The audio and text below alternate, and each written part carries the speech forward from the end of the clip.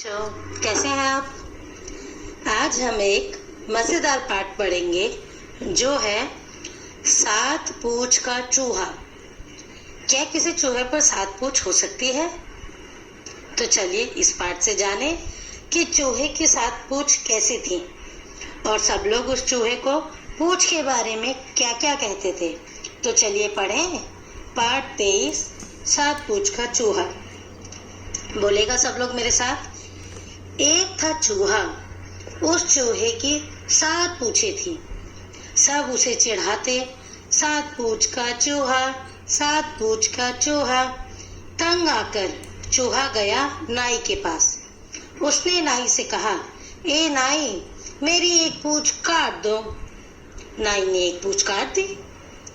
अब उसके पास बची सिर्फ 6 पूंछें। अगले दिन जैसे ही चूहा बाहर निकला, सब उसे चिढ़ाने लगे, 6 पूंछ का चूहा, 6 पूंछ का चूहा। चूहा फिर से तंग आ गया। वह गया नाई के पास। उसने कहा, हे नाई, मेरी एक पूंछ और काट दे। नाई ने एक पूंछ और काट दी। अब उसके पास बची सिर्फ 5 पूंछें। पर अगले दिन सब उसे फिर से चिढ़ाने लगे, 5 पूंछ का चूहा, 5 पूंछ का चूहा। चूहा गया नाई के पास। ए नाई, मेरी एक पूंछ और काट दो। नाई ने एक पूंछ और काट दी। अब उसके पास बची सिर्फ 4 पूंछें। पर सब उसे फिर से चिढ़ाने लगे, 4 पूंछ का चूहा, 4 पूंछ का चूहा। चूहा गया नाई के पास। नाई ने एक पूंछ और काट दी। अब उसके पास बची कितनी पूंछें? बिल्कुल सही, सिर्फ 3 पूंछें। पर सब उसे चिढ़ाते, 3 पूंछ का चूहा, 3 पूंछ का चूहा। चूहा गया नाई के पास। नाई ने एक पूंछ और काट दी। अब उसके पास बची 2 ही पूंछें। पर सब उसे चिढ़ाते, 2 पूंछ का चूहा, 2 पूंछ का चूहा। तो चूहा गया नाई के पास। नाई ने एक पूंछ और काट दी। अब वह 1 पूंछ का चूहा हो गया। पर सब उसे चिढ़ाते, 1 पूंछ का चूहा, 1 पूंछ का चूहा। तो चूहा गया नाई के पास और नाई ने आखिरी पूंछ भी काट दी। अब पूंछ ही नहीं बची, लेकिन फिर भी सब चूहे को चिढ़ाते, बिना पूंछ का चूहा, बिना पूंछ का चूहा। तो देखा बच्चों, ये थी कहानी।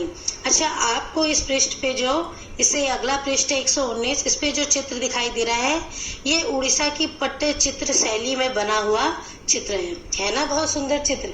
चलिए अब जरा हम पाठ के अर्थ पर बात करें।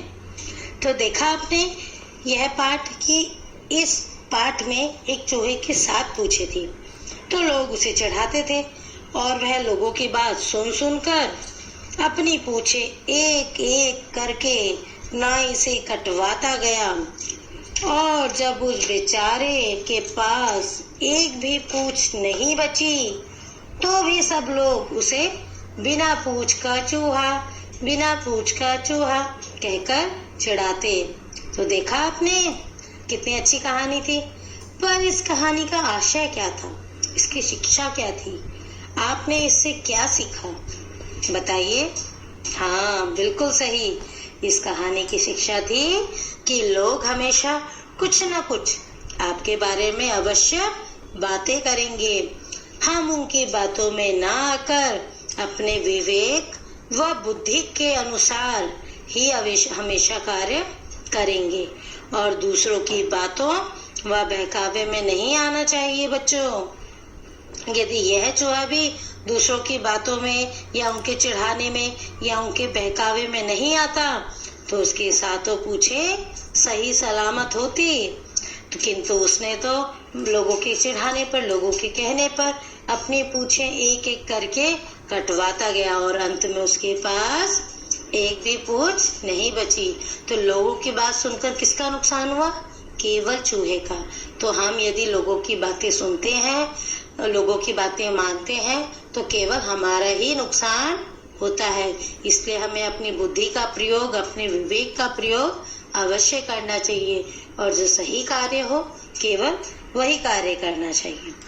तो देखा बच्चों आपने, अब से आप भी बिना किसी की बातों में आए सदा अपना विवेक और बुद्धि का प्रयोग करना, ठीक है। चलिए अब जरा इस पाठ में संकलित चित्र देखिए। मैंने आपको बताया था अभी कि यह कौन सा चित्र है, उड़ीसा की पट्टचित्र शैली में बना चित्र है ना, बहुत सुंदर। चलिए जरा अब अपनी किताब में इसका अभ्यास कार्य देखिए। अब जरा आते हैं हम इसके अभ्यास कार्य पर। पृष्ठ संख्या खोलिए 120, खोल लिया। अब देखिए क्या होता अगर चूहे ने अपनी 7 पूंछे ना कटवाई होती, तो वो अपना बहुत सारा काम इन पूंछों से कर लेता ना। अब देखिए इसी प्रकार यहाँ पर कुछ और जानवरों के नाम है। इनके पास अगर एक से ज्यादा चीजें होती, जैसे चूहे के पास पूंछें थी, उसी प्रकार हाथी के पास अगर एक से ज्यादा सूंडें हो, 4 सूंड होती, तो हाथी क्या क्या कर पाता, और बंदर की 3 पूंछ होती तो बंदर क्या क्या कर पाता। इसी प्रकार आपको यह कार्य पूरा करना है, ठीक है। फिर आते हैं अगले प्रश्न पर। अगले प्रश्न में देखिए, अगर चूहा दूसरों की बातों में ना आकर अपना दिमाग लगाता तो बताइए क्या होता। अब आते हैं अगले पृष्ठ पर। यह बहुत रंग बिरंगा काम है। आपको इस दिए गए चूहे में, जो चूहा बना हुआ है उसमें रंग बिरंगे कागज के टुकड़े काटकर चूहे के चित्र में चिपकाना है और चूहे को पूरा करना है। अब आपको एक और कार्य करना है, यह बताना है कि चूहा बिना पूछ के क्या नहीं कर पाएगा। सोचिए और लिखिए और देखिए, देखते ही देखते अब आपकी किताब पूरी हो गई। अब आपको सारा कार्य पूरा करने के साथ साथ जो अगले पृष्ठ पर वर्णमाला दी गई है ये भी याद करनी है, और पृष्ठ संख्या 123 पर एक कविता है पुराने बच्चे, यह भी आपको पढ़नी है, ठीक है। तो चलिए बच्चों फिर मिलेंगे, तब तक आप अपना ध्यान रखिएगा। धन्यवाद। नेट पढ़ाई।